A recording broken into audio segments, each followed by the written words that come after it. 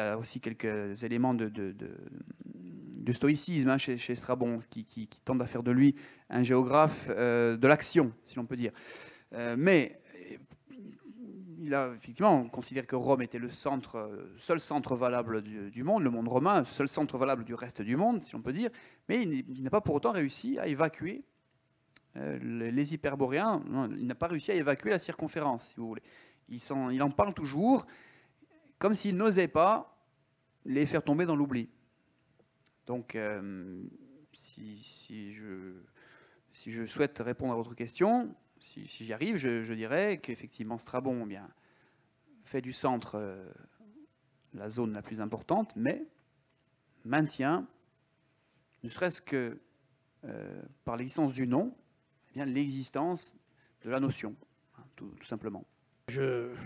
Comme peut-être d'autres dans cette salle, j'ai été quelque peu perdu, malgré la précision de votre exposé, et peut-être à cause de cette précision, j'ai parfois trébuché à vous suivre dans les moindres détails. Alors, est-ce que l'existence de ce Norboréen, il est difficile de le mettre en doute, car il existait à l'époque où ces récits ont pris naissance, il existait déjà un Nord peuplé, et un Nord avec la mythologie que l'on connaît. La mythologie du Nord est quand même très importante de nos jours, elle existait certainement à l'époque. A-t-elle eu une influence douce sur le centre, puisqu'on vient de parler du centre, c'est-à-dire sur Delphes en particulier? Y a-t-il eu une volonté contraire, et je veux dire sans invasion barbare, puisqu'il est dit par-ci par-là donc que les barbares n'existent pas?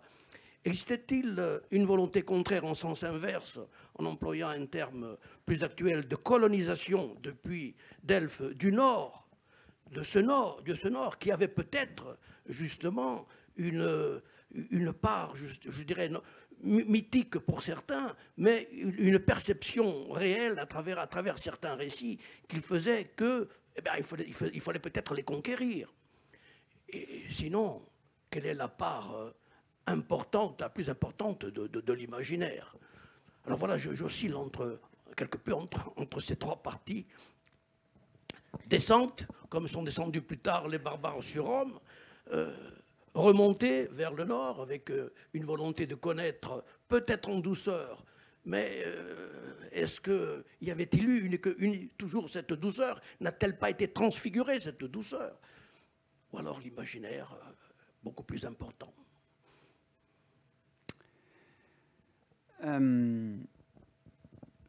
Je tenterai de répondre à votre question en parlant du désir de la totalité.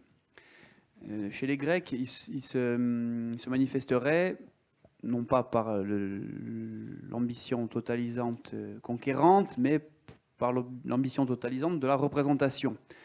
On doit pouvoir se représenter le Nord comme on se représente le monde plus proche. Or, ce Nord, eh bien, on s'aperçoit rapidement qu'il est difficile d'accès, climatiquement, spatialement, mais on a envie de se le représenter. On a envie de lui donner une forme, de le faire passer de l'informe au formel, hein, du chaos au cosmos. Je pense que c'est ce désir-là qui est marquant chez les Grecs. Or, certains Grecs vont y aller dans ce Nord. Je pense par exemple à Pythéas, le navigateur massaliote, qui va atteindre une région où il va décrire une substance qui ne serait ni liquide, ni solide, ni gazeuse, ce qui à son retour le fera passer pour le roi des charlatans. Or, il s'avère qu'il aurait véritablement navigué dans une zone où il aurait découvert le grésil. Hein. Qu'est-ce que le grésil? Eh bien, c'est cette substance à moitié glace fondue qui flotte tout en faisant des bulles. Alors, pour un grec, c'était une représentation absolument très inconcevable, si j'ose dire. Mais il aurait vraiment vu ça. Alors, à son retour, on ne l'a pas cru. Et on a fait longtemps de lui un charlatan. Son nom était devenu synonyme de menteur. Il était en quelque sorte le Munchausen de l'Antiquité. Hein. Mais pourtant, il a décrit ce qu'il a vu, et ce qu'il a vu s'est avéré être vrai. Donc on a voulu représenter le Nord, mais c'était difficile à accepter parfois. Les représentations étaient difficiles à accepter. Concernant ensuite l'ambition totalisante des Romains, du monde romain, elle est différente dans la mesure où cette fois-ci elle s'insère davantage dans une perspective de présence dans le nord, de présence romaine dans le nord. Alors, on peut penser par exemple à la Bretagne ou à la Germanie. Alors la Bretagne, disons que les Romains vont y mettre un pied clouté avec César, hein, et puis ce sera le début de la conquête de la province romaine de Britannia. Et il y aura, alors les représentations seront assez rapidement intégrées dans la mesure où les Romains vont rapidement décrire les Bretons comme des cousins des Gaulois, si vous voulez. D'ailleurs, ils leur donneront souvent les mêmes noms. Et ils assimileront leurs dieux en disant oui, les Bretons ont des dieux semblables aux nôtres, etc. La particularité concerne plutôt les Germains. Alors déjà, les Germains vivent derrière une sorte de frontière qui est le Rhin. Alors évidemment, me direz-vous, les Bretons vivent au-delà de la mer. Mais il semblerait que les Germains aient été beaucoup plus difficiles d'accès que les Bretons. Alors, d'une part, c'est toute cette zone qui va constituer ce que les Romains allaient appeler le limes, la frontière nord-est de l'Empire, de tout temps sera une zone qui posera beaucoup de problèmes à l'Empire. Il y aura le fameux épisode de la destruction des 3 légions de Varus. 3 légions seront liquidées par le chef germain Arminius, celui que les Allemands appellent aujourd'hui Hermann. Hein, c'est un peu leur Vercingétorix. Et le pauvre Auguste, l'empereur Auguste se tapait la tête contre les murs en disant « Varus, rends-moi mes légions ». Les Germains s'empareront de 3 aigles, 3 emblèmes, et les Romains mettront 40 ans à les récupérer. Mais il faudra à tout prix les récupérer. Et donc cette partie plutôt orientale du nord donnera lieu à des représentations beaucoup plus intéressantes, à mon sens. Alors évidemment, il y aura l'aspect négatif, les Germains comme peuple barbare qui finalement ne mérite pas d'être conquis, tout simplement parce qu'on n'y arrive pas. Finalement, les Germains viendront eux-mêmes dans le monde romain, hein, si on peut dire. Et les représentations un petit peu plus positives que l'on retrouve notamment chez Tacite, Tacite qui est un grand historien romain, et qui va écrire une œuvre qui s'appelle donc de la Germanie, De Germania, dans laquelle il décrit les Germains comme des sauvages, mais des sauvages vertueux. C'est-à-dire qu'il va en faire en quelque sorte le parangon de l'honnêteté, de l'innocence. Alors avec un mutatis mutandis, comme on dit, préfigurant ainsi peut-être ce fameux mythe du bon sauvage qui arrive en Europe avec les grandes découvertes, hein, peut-être jusqu'à Jean-Jacques Rousseau. Mais voilà, encore une fois, même si c'est souvent, quand on décrit l'étranger comme un modèle, c'est souvent moins pour l'exalter lui que pour se critiquer soi-même. On retrouve un petit peu la même chose avec la façon dont les Corses sont représentés dans l'historiographie antique. Souvent, les Corses, qui sont pourtant à quelques encablures du monde romain, sont décrits très sommairement, soit comme des bêtes sauvages, soit, c'est plus rare, mais ça existe, comme des peuples quasi parfaits. C'est étrange, hein, il y aurait quelque chose à faire là-dessus, sur à quoi je vais essayer de m'employer d'ailleurs. Pourquoi représenter les Corses comme des peuples déconfins, dans le vocabulaire, etc. C'est soit des sauvages, soit des gens parfaits. C'est étrange, pas beaucoup de détails sur les Corses. Bon, je reviens au nord. Le nord, pour les anciens, effectivement, a toujours été un lieu d'attraction, soit parce qu'on avait du mal à se le représenter, mais qu'on voulut malgré tout le représenter, soit parce qu'on voulait le conquérir sans y parvenir. Du coup, ça donnait lieu à des compensations. Pas de conquête, mais malgré tout de la description. Et cette description pouvait être soit empreinte d'une certaine frustration, donc elle était assez péjorative, soit donner lieu justement à des spéculations. Alors non plus des spéculations d'ordre géographique, comme chez Tacite, comme chez les Grecs, mais des considérations d'ordre plus moral, un peu comme chez Tacite, qui dira, finalement, les Germains, eh bien, ils ont raison de ne pas être conquis. Après tout, ils seront préservés de la corruption de notre monde civilisé. J'espère que ça a un peu répondu à votre question, qui était très, très touffue. Reprendre, j'ai eu des difficultés aussi, hein, comme tout le monde, à suivre l'exposé, parce qu'il repose sur deux questions je dirais, existentielle et humaine. La première, c'est la gestion de l'altérité.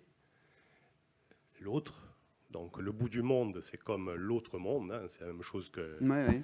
C'est la même gamberge. Et le même glissement existe lorsqu'on pose une notion à un début, que ce soit dans l'espace ou dans le temps. On a un glissement de la notion qui est un repère ou spatial ou temporel à un repère qui devient une notion, un concept en soi. Et donc là, selon ce que j'ai pu suivre, selon les époques, on est soit dans une lecture donc, géographique, un repère dans l'espace, soit dans un repère conceptuel qui gère l'altérité. Et donc, soit qu'on soit dans un contexte ou dans un autre, évidemment, le glissement se fait. Non ? Oui, oui, c'est exactement ça. Si ça peut permettre de clarifier les choses, les premiers extraits que je citais, notamment les extraits poétiques, font des hyperboréens un concept, une idée. Altérité, exotisme, radicalité de l'altérité, bonheur extrême, bonheur presque extraterrestre, si l'on peut dire. Hein. Et avec Hérodote, eh bien, le débat se décale. Il ne s'agit plus de savoir si les hyperboréens sont heureux ou malheureux, c'est plutôt de savoir s'ils existent et où ils sont. Donc ça, c'est le débat qui devient géographique à ce moment-là. Et dans ce débat géographique, la bascule s'opère en quelque sorte à l'époque romaine, ou du moins à l'époque impériale, lorsque, eh bien, notamment avec Strabon, on les fige, on fige les hyperboréens dans une réalité climatique. Figé, c'est un peu le cas de le dire. Voilà. Matériel. Juste un parallèle pour voir si ça tient et voir ce que vous en pensez. Est-ce qu'on pourrait faire un parallèle avec, alors là, c'est pas une notion qui est liée à l'espace, mais au temps, la notion de Big Bang. C'est-à-dire que le Big Bang, aujourd'hui, considéré d'un point de vue conceptuel, d'accord, on voit ce que c'est, et en même temps, lorsqu'on le place dans une origine temporelle, alors qu'on sait que le Big Bang, c'est une notion justement qui permet d'appréhender un début qu'on ne peut pas appréhender, par définition, mais lorsqu'on s'y prête... je dirais de manière triviale, eh bien, on a l'impression qu'on détient une origine, quelque chose qu'on pourrait tenir, alors que c'est un concept qui n'est pas lié à une origine temporelle. Oui, je dirais qu'effectivement, oui, on pourrait rattacher, on pourrait faire cette comparaison dans la mesure où donc le Big Bang comme élément inaccessible, mais qui permet à l'esprit, voilà, de se rattacher à un début, d'éviter le vertige pascalien de l'absence de limite. Hein. Et effectivement, oui, les hyperboréens, comme peuple ou lieu inaccessible, alors inaccessible soit spatialement, soit moralement, etc., mais qui crée un repère, qui constitue un repère, qui permet de structurer, de former. Et ça, c'est vrai que c'est l'obsession grecque, la forme, la limite. La limite qui peut évoluer, qui peut ensuite être franchie, et donc devenir simplement peut-être une médiane. Mais il y a clairement un désir de figer, ou du moins de fixer des choses, pour pouvoir ensuite soit tourner autour, soit s'en servir comme point d'ancrage, soit comme repoussoir. Mais alors... La petite différence serait peut-être que les hyperboréens sont-ils une origine? Pas véritablement, même si, comme je l'ai dit tout à l'heure dans certains passages, on leur attribue la fondation de certains lieux. Donc là, ils auraient peut-être, oui, un rôle un peu de principe, au sens étymologique. Mais il y a clairement un désir de ne pas se débarrasser de ces notions qui, aussi insaisissables soient-elles, permettent de penser la structure. Moi, j'avais une question un petit peu de principe épistémologique, comme on dit dans notre jargon universitaire. on se situe où là dans le propos que tu as développé par rapport, notamment chez les Grecs. Strabon, c'est peut-être un peu plus clair, un petit peu plus évident. Entre le mythe et le religieux, chez les Grecs, chez Hérodote, etc. Sur les Hyperboréens, c'est de l'ordre du mythe, du religieux, d'une hésitation, Alors la question du religieux, d'une déjà, spéculation. question du religieux chez les Grecs est l'objet d'une bibliographie abondante. Alors, le religieux, si c'est un petit anachronisme qu'on me pardonne, les Hyperboréens sont dans le religieux, puisque à Délos, les offrandes hyperboréennes arrivaient tous les 4 ans à peu près. Des objets arrivaient, et des stèles en attestent. Bon, et même Hérodote dit oui, les Déliens m'ont dit que les offrandes arrivaient. Bon, c'était probablement des objets contenant de l'ambre. Bon. Donc il y avait une sorte de régularité rituelle. Donc les Hyperboréens faisaient partie, la notion, l'idée hyperboréenne faisait partie d'un aspect de la religion grecque. Le mythe, bien évidemment, c'est ce qui sert à évoquer bien, tout ce que la science c'est un anachronisme, mais le mythe sert à évoquer tout ce que l'esprit a besoin de se former, de se représenter, sans pour autant que ce soit mesurable, si on peut dire. Donc ils sont entre les deux, à la fois partout et entre les deux. Je dirais cependant que la postérité mythique est bien plus importante.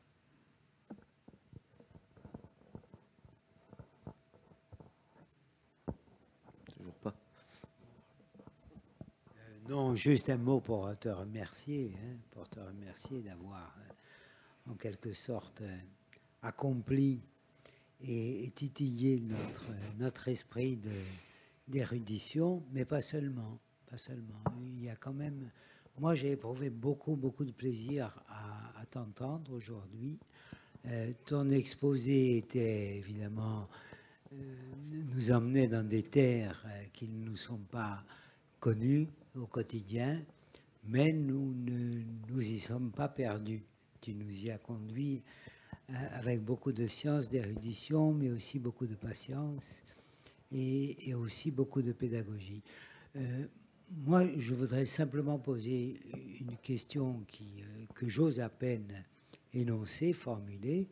Je me demande s'il ne s'agit pas là d'une projection du découpage, de tout découpage identitaire finalement, entre un espace connu et un espace inconnu, non exploré, et finalement qu'on a besoin de peupler de nos craintes, de nos espoirs. Alors, ce qui est un peu étonnant, me semble-t-il, c'est que cette localisation géographique met entre parenthèses l'au-delà, ou tout au moins le repousse. Mais pour ma part, je vois le découpage qui existe dans le plus petit des villages corses, entre l'espace habité, l'espace cultivé, et puis l'espace fora, où vous restez, où la forêt, qui se trouve justement très souvent peuplé de mythes, peuplé d'animaux ou d'êtres qui sont hybrides, qui inspirent tout autant l'admiration que la crainte. Enfin voilà. Est-ce qu'il s'agit d'une projection, et comme nous sommes dans une grande culture, de la tentative de rationaliser par l'outil de la géographie et par une conceptualisation poussée quelque chose qui est nécessaire pour que je puisse trouver ma place dans le monde et la place de ma culture. Ah, absolument, il s'agit bon, c'est le titre d'un bouquin de François Hartog, le miroir d'Hérodote, c'est le miroir un peu déformant. Ça nous permet de nous voir, de nous définir, car l'autre permet, de la façon dont nous le décrivons, que ce soit de manière excessivement négative ou excessivement positive, et nous permet de réfléchir sur nous-mêmes. Là, c'est une question simplement de changement d'échelle. Alors, ce qui est intéressant, c'est que voilà, les Grecs ont très, très vite perçu que déjà, ils avaient la capacité d'embrasser une grande partie de leur monde, au-delà des limites de leur cité, et ils ont voulu très rapidement représenter, ils ont été au devant des choses, ils se sont projetés dans l'altérité. Ils ont été au devant de l'altérité. Ils ont voulu la représenter très rapidement en disant, bon, vite, il faut aller toujours plus loin, toujours plus au nord ou toujours plus au sud. On ne peut pas rester, on ne peut pas attendre. C'est un désir véritablement de représentation qui est constitutif, effectivement, du désir de représentation de soi-même. Si vous voulez, on pourrait peut-être comparer avec l'Eldorado, a été recherché par les Espagnols. Plus on avançait, moins on le trouvait, plus on le repoussait. On disait il doit être quelque part. Il faut qu'il soit quelque part. Sinon, pourquoi sommes-nous venus? Nous sommes venus pour l'or, donc l'or doit exister. Chez les Grecs, de manière un peu semblable, il fallait qu'il y ait des limites ou des repères. Car c'est nous autres Grecs, nous avons réussi jusqu'à présent à représenter le monde, et ça marche. Nous avons donc besoin qu'il y ait des peuples qui soient différents de nous, effectivement, qui soient aussi le lieu d'expérience littéraire, de création poétique, hein. Mais ça participe d'un besoin, donc au départ, de construction de soi-même, ouais, à une plus grande échelle. Ce besoin de construction de soi-même, je pense que c'est aussi un maître mot ici dans cette conception de l'ailleurs, conception d'un nouveau monde, recherche de l'Eldorado, éternelle quête de l'humain, des empires, des mondes, etc. Merci beaucoup Mathieu pour ce cheminement, hein. Je ne répéterai pas l'éloge de Jacques Thiers sur la clarté et la pédagogie dont tu as fait preuve dans un thème qui est quand même ardu. Merci beaucoup. J'espère en reparler. Mais tu es chez toi ici, hein, au Centre culturel universitaire dans ce spa.